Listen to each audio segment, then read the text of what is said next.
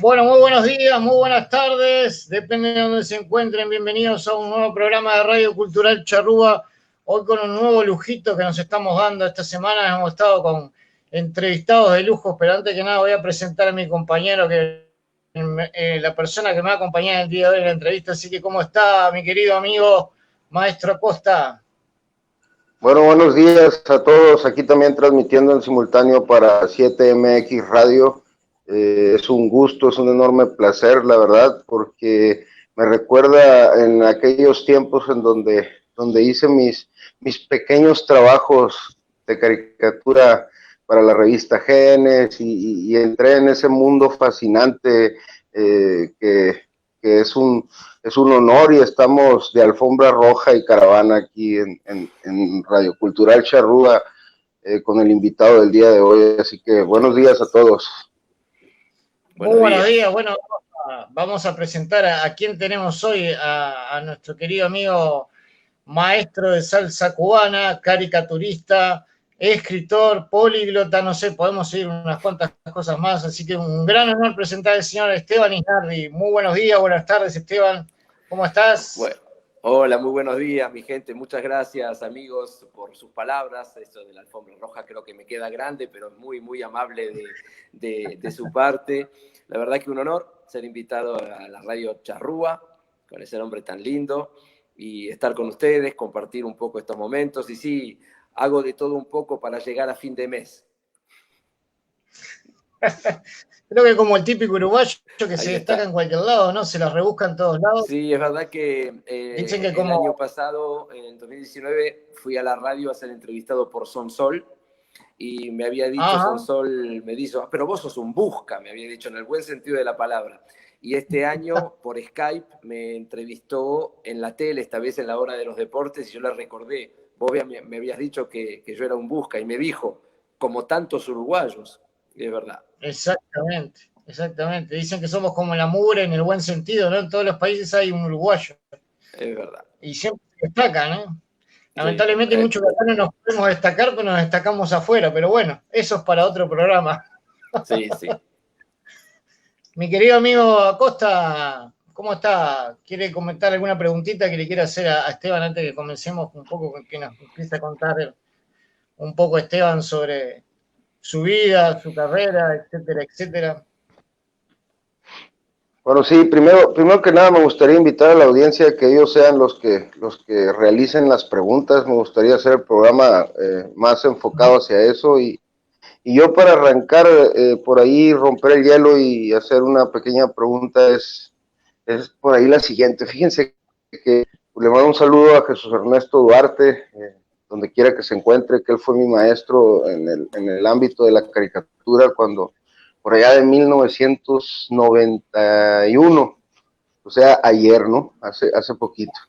Y es un mundo fascinante, porque puedes expresar mil cosas con esto, ¿no? Entonces, leyendo un poco de la gran trayectoria de nuestro invitado, de Esteban, me cruza algo que inclusive él lo mencionó al inicio del programa, sacando un poco de aquí y un poco de allá para llegar a fin de mes. Qué frase tan, digamos, qué apología de la sobriedad de un artista, ¿no? A saber que debe de sacar de aquí y de allá para llegar a fin de mes, sobre todo en un mundo, digamos, tan mal pagado, como decimos en México, o tan poco valorado. Entonces, esa especie de amalgama que hace entre la salsa, la caricatura, que digamos que las dos son hijas de la misma madre, que vendría siendo la cultura, el arte, pero diferentes en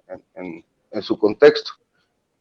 ¿Dónde nace o cómo, más bien la pregunta sería, cómo Esteban hace para jugar esas dos partes y no descuidar una, y no descuidar otra, y tener tanto talento en ambos? Porque me declaro un apreciador de su arte, maestro. Entonces, ¿cómo no tiene celos la caricatura de la salsa? Bueno, qué bueno. Ante todo, muchas gracias por esta pregunta y por este comentario también, querido Acosta. Felicitaciones por tu trayectoria de caricaturista, por ese labor en el arte. Así que estamos acá entre colegas, con Mario también, todos somos artistas. La verdad que lo que dije antes de llegar a fin de mes era una broma a medias, porque máxime que estamos con esto del COVID, ¿no es cierto? Que en trabajos como los nuestros, yo por ejemplo en la parte de maestro de baile cubano, yo vivo del contacto social, que hace 5 o 6 meses que no existe. Ahora acá estoy en Francia, entre Suiza y Francia, está permitido, pero se baila con mascarillas, o sea, la cosa ha mermado mucho y que desde ya en el ámbito, o sea, que el rubro arte, como bien has dicho, querido Acosta, no es lo mejor pagado. No es que mi padre cuando yo era chico me decía, no seas cirujano, andate de artista. O sea, obviamente no. Entonces, claro, yo a veces, como esta trayectoria me ha llevado a un cierto renombre en el mundo, los 5 continentes, yo me defino como un esquizofrénico social, porque por un lado tengo mi imagen pública, donde incluso yo me puedo creer que soy gran cosa, y por el otro hay que apechugar la vida cotidiana, y que, lo digo así, que a veces se llega a fin de mes a duras penas. Entonces hay una especie de esquizofrenia social en ese sentido. Y para tu pregunta, a querido Acosta, es que esas 3 cosas, o sea, la caricatura, el baile y la escritura, tanto como escritor como letrista, son cosas que, bueno, me fueron dadas, ¿no? Yo las fui desarrollando, obviamente, pero son cosas que tengo que hacer, que siento que tengo que hacer. Entonces me convertí en un gran partidario de la pluralidad y de la pluridisciplinaridad. Y yo siempre digo que en Francia había un gran pintor que se llamaba Ingres, que acá pronuncian Ingres. Y la expresión el violín de Ingres es para hablar de una persona que tiene un hobby muy, muy bueno, casi que podría ser su profesión. Yo no tengo violín de Ingres. Yo cuando pinto soy pintor, cuando dibujo, cuando bailo soy bailador y maestro de baile, cuando escribo soy escritor, y trato de que esas 3 aspectos del arte puedan tener ecos, vasos comunicantes. He hecho trabajos donde pongo un poco de los 3, como por ejemplo la primera canción cuya letra escribí, que se llama Casinero sí o sí. Casinero es el bailador de salsa cubana, que escribí la letra, hice la portada en caricatura y bailo en el videoclip. O sea, ese tipo de cosas donde trato que los artes fluyan, pero de que los artes se ponen celosos, no creo. Los trato con igual cariño a todos, aunque evidentemente como artista poco satisfecho de su propio trabajo, yo siempre voy a encontrar que no están bien hechos. Bastante exigente. Nos comentabas de qué parte eras de aquí, de la Blanqueada, me habías comentado antes. Sí, o sea, lo de los barrios tampoco es tan a veces yo tengo lío con eso, porque creo que es la Blanqueada. A veces pensé que podía ser Jacinto Vera, pero yo nací en lo que entonces se llamaba La Rañaga, después cambió a Luis Alberto de Herrera, ese tramo. Luis Alberto de Herrera y Valladolid, en realidad, que es un poco a los que llaman los Cuernos de Valle, donde en la placita aprendí a hacer bicicleta, así en oblicuo, no lejos de lo que era la canchita de Boston River, de lo que era el edificio de gobierno. De ahí mismo soy, o sea, ese barrio que linda con Jacinto Vera, barrio de Veras, y me crié entre ahí y Malvin, porque era casa de mi abuela donde iba seguido. Qué bueno, qué bueno. Y algo que me causó mucha curiosidad, ¿cómo un uruguayo llega a Suiza? Bueno, la verdad que te puedo decir que no es una parte muy jocosa, porque a mí me arrancaron del país con mi padre. Nosotros somos refugiados políticos, somos exiliados.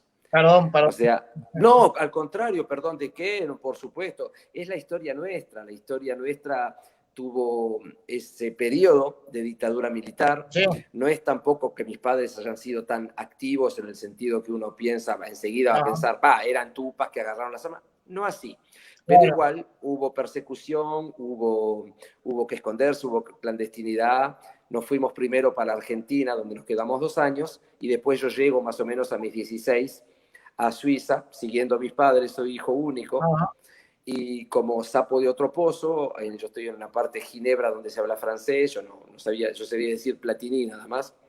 Y entonces, claro, es una manera, pero me arrancaron del Uruguay, pero nunca me arrancaron el Uruguay. Yo, por ejemplo, lo llevo acá, este es el Uruguay, acá, es la forma del Uruguay, con unas fechas atrás. O sea, yo me aferré a la idiosincrasia nuestra y a nuestra identidad, más aún que mis padres. O sea, algunos no entendían cómo llegando tan chico pude mantener esa orientalidad, y para mí se volvió algo vital, vital. Yo siempre digo que el Uruguay, la palabra Uruguay para mí es un abracadabra, un ábrete sésamo. Cuando estoy mal y todo, yo me digo la palabra Uruguay y alguna puerta me abre, aunque sea en el pecho. Qué bueno, qué bueno. Maestro Costa. Yo tuve el gusto de estar por Uruguay hará unos meses, en el año pasado, y la verdad conocen todos mi pensamiento de este hermoso país que hice propio, y por ahí hasta inventé la frase de un charrúa nace donde quiere, así que me siento ciertamente charrúa también, ¿no? De verdad, qué bueno escucharlo expresarse así de ese país, y yo también no considero que sea tema tabú eso de la dictadura, porque pues hay que hablar de todo, ¿no? Hay que soltar lo que se siente, ¿no? Entonces, claro, me parece genial. Solo me queda preguntarle una pregunta quizás muy, muy simplista, pero ¿y bebe mate? Sí, tomo mate, la verdad. Hace un tiempo que no estoy tomando, pero acá se encuentra hierba, cara, pero se encuentra hierba. Incluso la policía me ha parado en la calle hace años, porque yo llevaba, como buen uruguayo, el termo debajo del brazo y el mate el otro. Y me pararon, una vez expliqué, 2 veces también, y la tercera vez me hice como que era una droga. Los miré diciéndole, no, lo que pasa, y me miraron.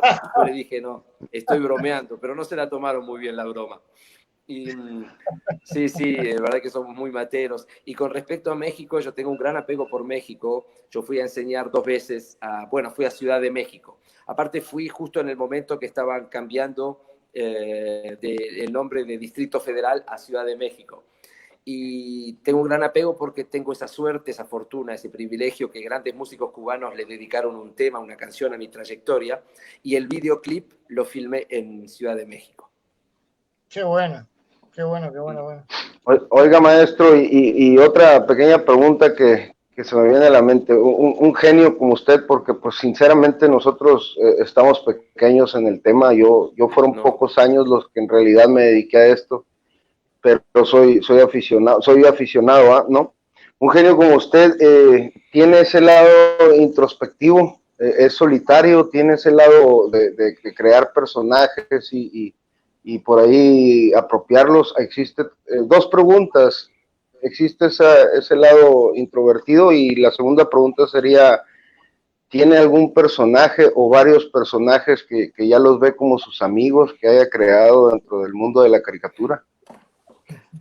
Qué buenas y profundas preguntas, la verdad, muy lindo eso. Sí, soy un artista, por ende, a menos que trabaje con otros, pero si no, el que crea de la nada, en este caso de una hoja, por ejemplo, tiene que ser solitario, ¿no? O sea, tengo ese lado solitario absolutamente. Y aunque trabajo en el ámbito social, habiendo enseñado a miles de alumnos en los 90 países casi que pisé, enseñando como maestro de baile, o sea, yendo para otro lado, igual yo seguí siendo muy salvaje, muy solitario. ¿Cuántas veces me iba de las fiestas a encerrarme al hotel? ¿Y dónde está Isnardi? No sé, se fue. Me escapé por la ventana, casi. Por supuesto.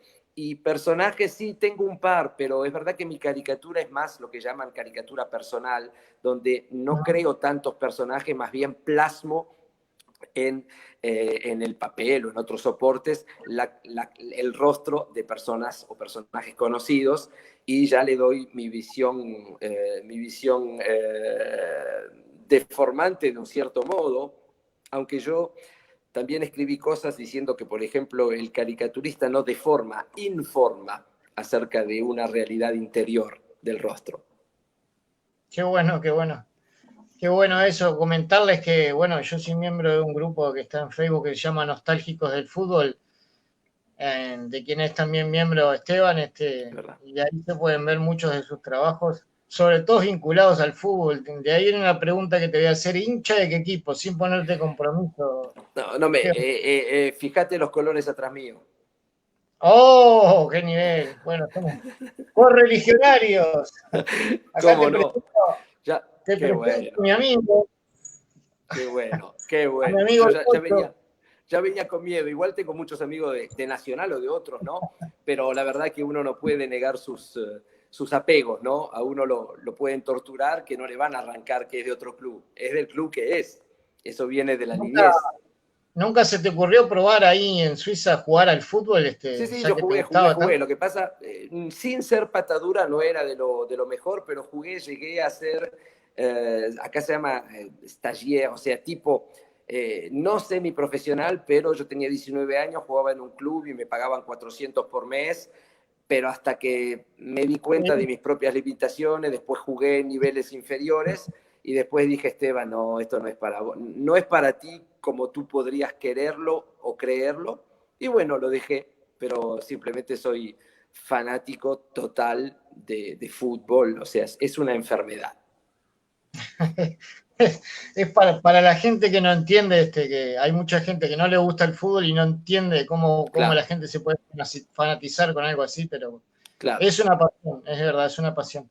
Contanos un poquito de por qué maestro de salsa y por qué en particular el amor que tenés por Cuba, ¿no? Por la salsa cubana, todo lo vinculado con Cuba. Es verdad. De repente eso me pegó. Bueno, nosotros tenemos, como bien lo saben ambos, tenemos el candombe, puesto que nuestro folclore es afro-uruguayo, que también existía en Buenos Aires. Hay un libro que se llama Buenos Aires Negro, pero se fue apagando en Buenos Aires y quedó una propiedad cultural, un patrimonio cultural nuestro uruguayo. Entonces siempre aparte, por vivir ahí, Jacinto Vera, te imaginas los tambores, los tamboriles, la clave, todo eso de niño me movía. Y lo fui aparentando cuando llegué a Europa con los ritmos afrocubanos y de repente me pegó por ahí, me formé con muchos maestros y después el resto, esto de que, modestia aparte, soy el maestro de salsa cubana más invitado en el mundo, que es verdad, que ni yo entiendo por qué, ni yo, algún día dirán, no queríamos que fuera él, pero demasiado tarde me pidieron a mí. Entonces, ¿qué pasa? Es que se fue dando así en el 2002, si no me equivoco, con mi equipo hicimos un podio en el Campeonato del Mundo, que ese Campeonato del Mundo les va a gustar a ustedes porque fue en Torino, Campeonato del Mundo de salsa en grupo. A partir de ahí se me abren muchas puertas, representando a Suiza. Entonces había un cubano que dirigía ese grupo, yo era uno de los bailadores, y él llevaba la banderita suiza y todo el mundo con el atuendo, y el último de la fila, o sea, yo llevaba la camiseta de Peñarol y la bandera uruguaya. Me subí así al podio, y eso lo pueden encontrar en YouTube. Yo después les voy a mandar el enlace donde se ve que ese bicho raro vestido de Peñarol sube al podio. Y a partir de ahí se me abre la carrera internacional, los países, vienen los continentes y todo ese tipo de cosas. Y bueno, se fue dando, es un desarrollo, pero que me sobrepasó totalmente. Nunca creí, si al principio de mi carrera artística me hubieran dicho que yo iba a ser ese en el que me convertí, yo hubiera llamado secretamente al loquero, al manicomio. Acá tengo uno para ustedes, llévenselo porque está loco. Y bueno, se fue dando.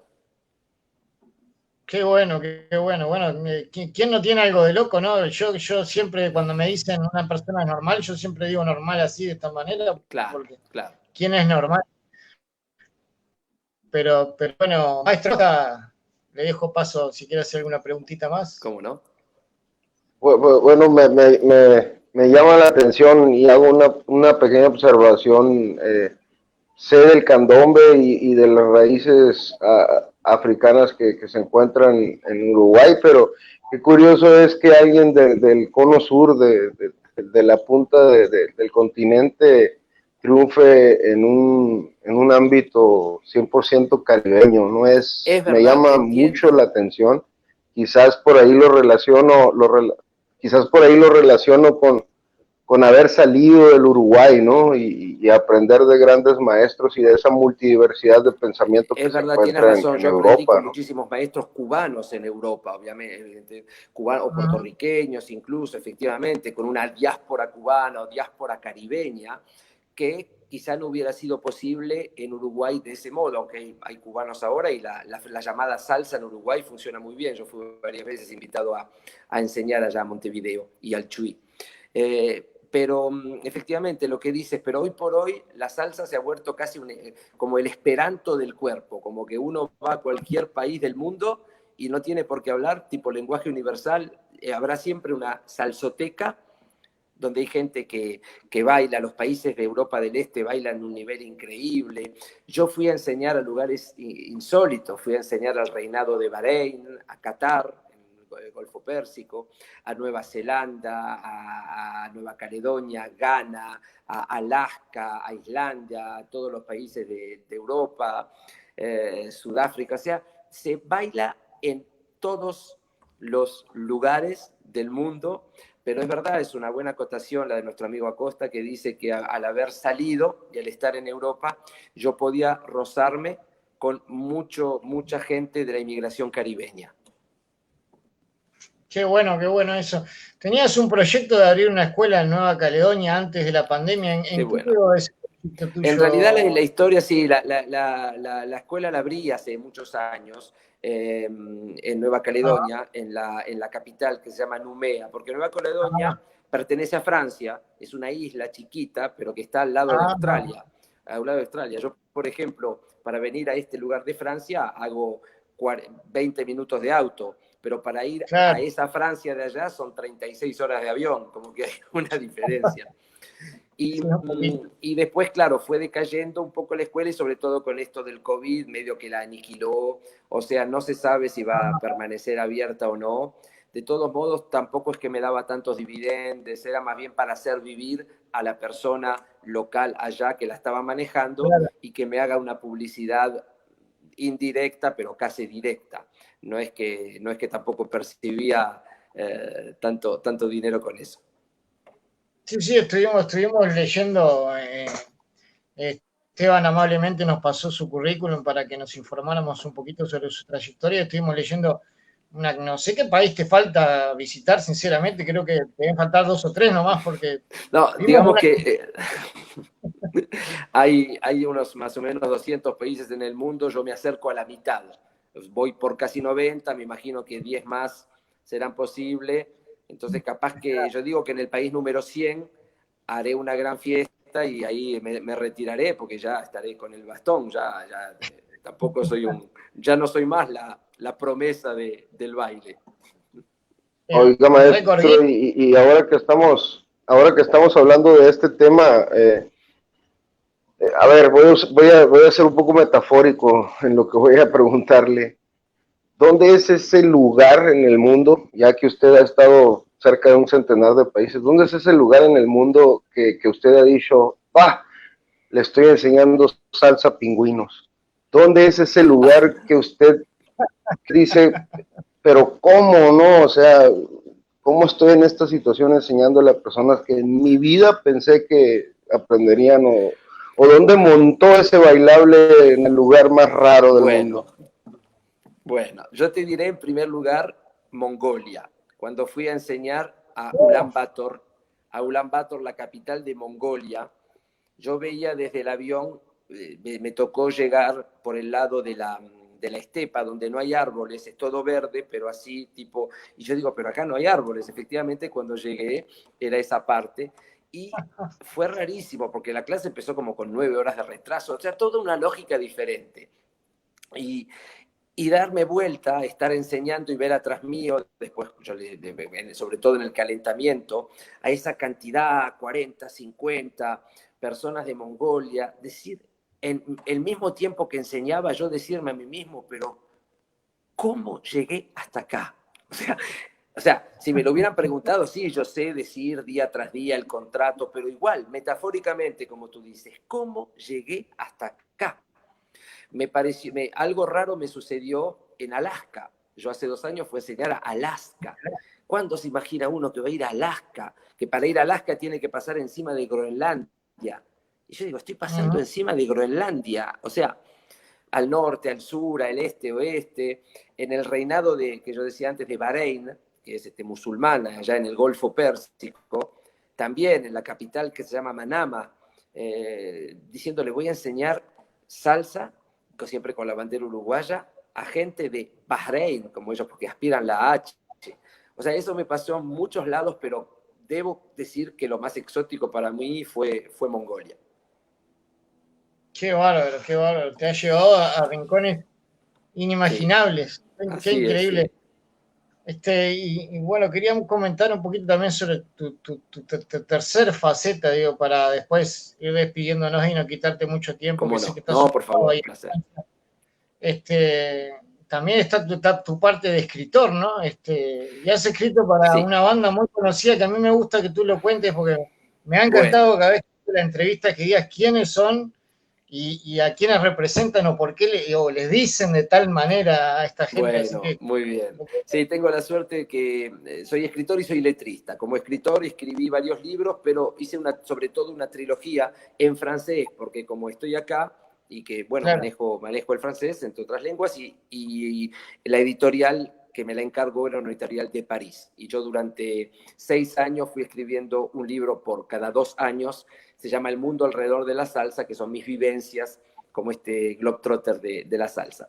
Bueno. Lo del letrista, he escrito 4 canciones y una he escrito para mí, y tengo la suerte, efectivamente, la fortuna de que el que canta una de esas canciones es el músico emblemático de Los Bambán. Los Bambán, del grupo del cual soy también caricaturista oficial, y el último videoclip de Los Bambán son protagonistas mis caricaturas, pero en ese caso de letrista es Robertón Hernández, y está también el ex bajista de Los Bambán, Pavel Molina. La canción se llama Empieza mi son. Los Bambán les dicen los Rolling Stones de la salsa. Si no me equivoco, es una revista argentina que los apodó así. Es considerado el grupo más famoso de la música popular cubana y uno de los 2 grupos más famosos de la historia de la salsa. Nace en el 69, queda un fundador, uno solo queda todavía y los otros fueron evidentemente cambiando. Pero claro, es como que a uno es el sueño del pibe. O sea, para mí eran mis Rolling Stones. O sea, es el grupo que amo desde siempre, y yo escribo una letra cantada por ellos y están mis caricaturas en el videoclip de otra. Ahí sí, la verdad que toqué el cielo con las manos, y es un honor muy grande, sí. Qué bueno, qué bueno. Te mandan saludos aquí desde Chile, nuestro amigo Juan Carlos Urbina Montalbán, con quien vamos a tener una entrevista esta noche a las 8 de la noche. Tenemos entrevista en el programa. Entonces, ¿cómo no? Emprender a pie con Juan Carlos Urbina, que es psicólogo, docente, artista marcial y músico.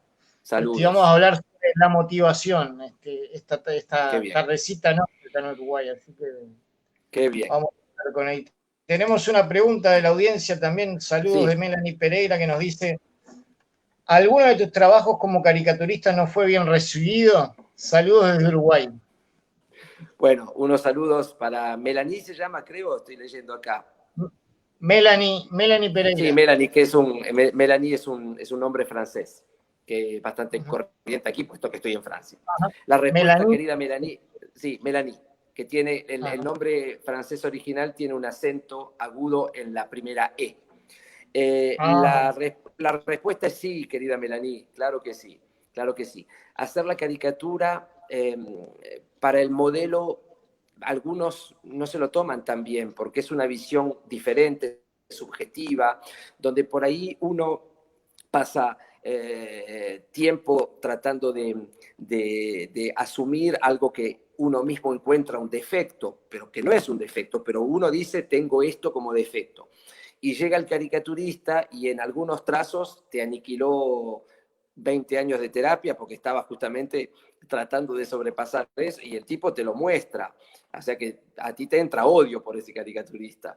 Pero me ha pasado que efectivamente algunos políticos, cuando yo publiqué mucho en la prensa europea, y recuerdo que una revista recibió una carta indignada de un político, diciendo cómo era posible, qué falta de respeto, aparte que no se parecía en nada.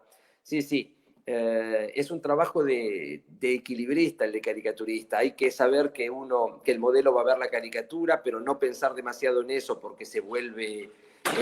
un caricaturista no puede hacer el dibujo pensando qué va a decir el modelo, porque uno tiene que hacer su verdad, ir con su verdad, y su verdad es esta.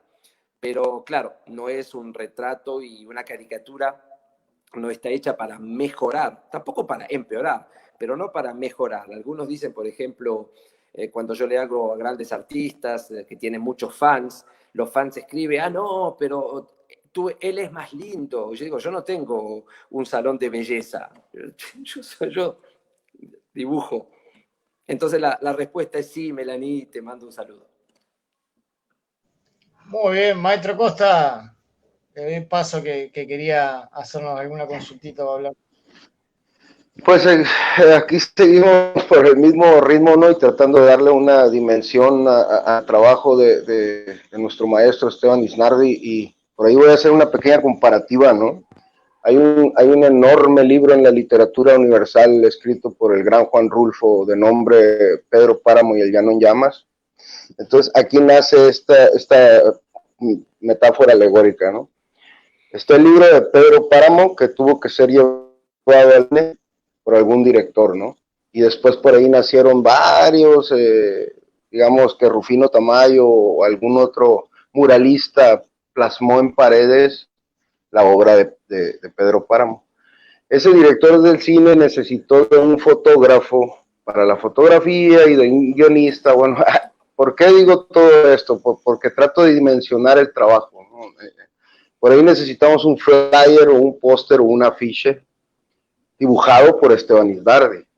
Necesitaríamos una reseña escrita por Esteban Isnardi y después llevarlo a una escena en un baile enseñado, dirigido por Esteban Isnardi. Entonces no estamos hablando de una tarea menor, no estamos hablando de un artista menor, sobre todo porque ha difundido estos tres artes, los ha sabido hacer convivir en prácticamente todas las latitudes del planeta. Entonces, sinceramente, agradezco, maestro Mario, por haberme invitado a esta entrevista con este gran maestro, este gran genio, que discúlpenme Juan Rulfo, Octavio Paz o todos aquellos con los que hice la comparativa, pero me gusta verlo desde ese lado, ¿no? O sea, y no es yo me quiero encargar de todo, sino que simplemente puedes hacerlo, puedes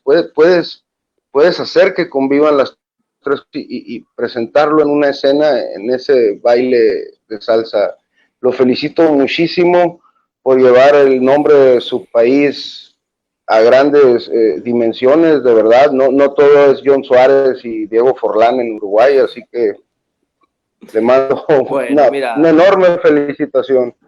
Querido Acosta, la verdad que palabras muy emotivas, me erizan. Te agradezco mucho que sepas apreciar este esfuerzo de ser plural. Muchísimas gracias, Juan Rulfo. Por Dios, Octavio Paz es un poeta que adoro, lo leo muy a menudo. El otro día, casualmente, volví a retomar unas poesías de Octavio Paz. Y te agradezco mucho. Evidentemente yo pienso que todo eso me queda grande, pero si te lo digo, sería desmerecer lo que acabas de decirme y me llegó al corazón. Y bueno, eso, muchas gracias. Muy bien, muchísimas gracias, Esteban, nuevamente. Una curiosidad nada más sí. Que en lo último. ¿Cuántos idiomas hablas, Esteban? Hablo 4 de modo fluido, o sea, hablo español, francés, italiano e inglés de modo fluido. Evidentemente me las revuelvo como todo buen uruguayo en portugués, con lo cual en 5 idiomas puedo recorrer el mundo y arreglármelas con eso. Te faltaría el chino nomás para entrar en comercio. Me falta el chino pero me falta vida para poder aprenderlo. Creo que ese ya se me escapó. Bueno, muchísimas gracias nuevamente. Contarle a la audiencia que siempre ha estado a disposición, Esteban. Por lo general uno cuando quiere acceder a una persona con tanto talento, piensa que es inimaginable llegar a eso y él ha estado siempre a disposición para nosotros. Así que muy agradecido, muy agradecido de verdad. Soy yo. Fue un momento estupendo, son dos personas que se ve que son lindas personas. Me ha gustado mucho la entrevista, me han gustado mucho las preguntas algo metafísicas y profundas de nuestro amigo Acosta. Así que el placer y el honor fueron de este servidor. Muchísimas gracias. Maestro, ¿dónde pueden seguirlo? ¿Dónde pueden seguirlo? Por favor, comparta sus redes sociales para que siga su trabajo la audiencia. Cómo no. En Facebook, Esteban Isnardi 2, en número romano, porque es mi segundo perfil que está más activo que el primero. Por Instagram, Esteban Isnardi. Tengo un sitio internet que se llama expresión-salsa.com. En esas tres vertientes virtuales estoy presente. Excelente. Y tenés un trabajo a futuro sobre personajes del Uruguay, ¿no? Famosos del Uruguay que estabas haciendo. Sí, digamos, lo que tengo conjuntamente, tengo las 100 figuras de la Celeste. Es una exposición venidera en Montevideo y un libro que estamos preparando con Sebastián Chittadini. Ahora estoy colaborando con la revista Túnel, donde salen cada 2 meses mis caricaturas. Tengo una exposición muy grande que va a venir en Cuba de 300 grandes músicos de ayer y hoy. Tengo tres canciones que van a salir y tengo que pagar el alquiler y pagar la luz. Y tengo sobre todo cada día que darle un beso a mi hija Clara, que va a tener 21 años, que es el sol de mi vida, que es mi todo, que es mi razón de vivir. Qué bueno.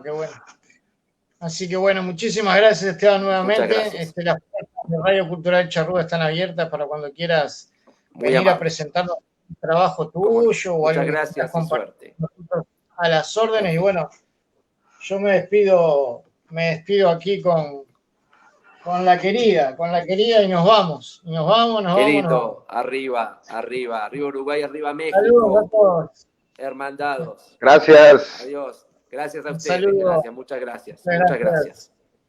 gracias. Adiós.